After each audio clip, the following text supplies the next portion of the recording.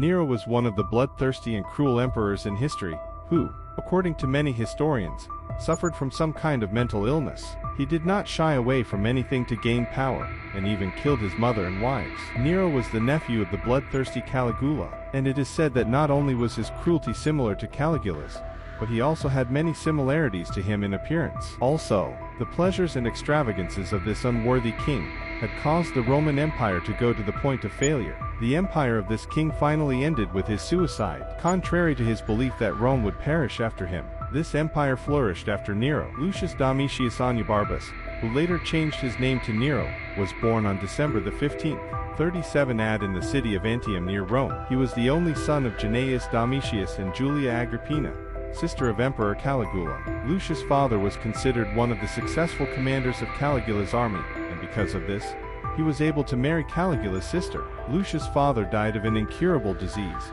when he was only 2 years old. Agrippina had married once more before marrying Lucius' father, but her husband had mysteriously died. The Romans consider Agrippina the murderer of her 3 husbands. After the death of Gnaeus, Agrippina and her brother Caligula quarreled, which eventually led to the exile of mother and son. After Caligula's death, because his son and wife had already died in a strange way, and he had no successor, his uncle Claudius became the emperor of Rome. He brought Agrippina and Lucius back from exile, and by marrying Agrippina, he also adopted Lucius, and after a few years, married his daughter Octavia. Among all the children of Claudius, only one son named Britannicus survived, and the rest died in various ways, or were killed in wars. After this marriage, Lucius also changed his name to Nero Claudius Caesar. The beginning of the reign, Claudius died in AD 54, when Nero was 17 years old, and with his death, the young crown prince, who was 15 years older than his half-brother, ascended the throne. However, according to many Roman historians,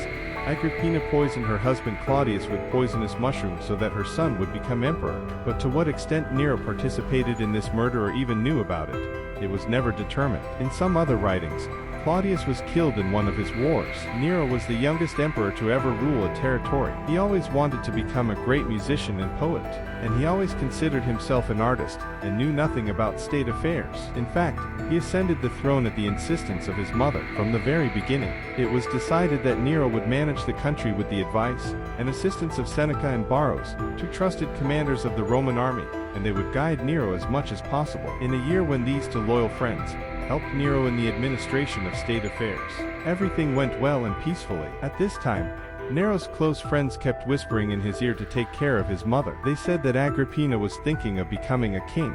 Nero's mother interfered in most of the affairs of the country, and even in Nero's negotiations with others, she did not leave them alone. Only a year after coming to power, in 55 AD, there was a dispute that Nero should share the kingdom with his half-brother. Agrippina and Nero, seeing Britannicus as a great obstacle in their way, and suspecting that at any moment the supporters of Claudius, who were dissatisfied with Nero's empire, might try to replace Britannicus with a well-calculated plan in a party was poisoned, and killed by pouring poison into his drink.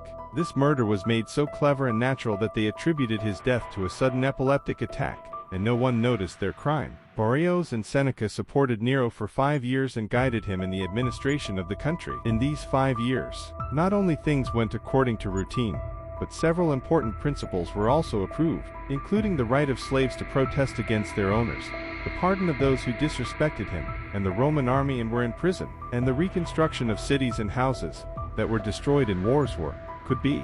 With these works, he was able to gain people's satisfaction at the very beginning of his reign.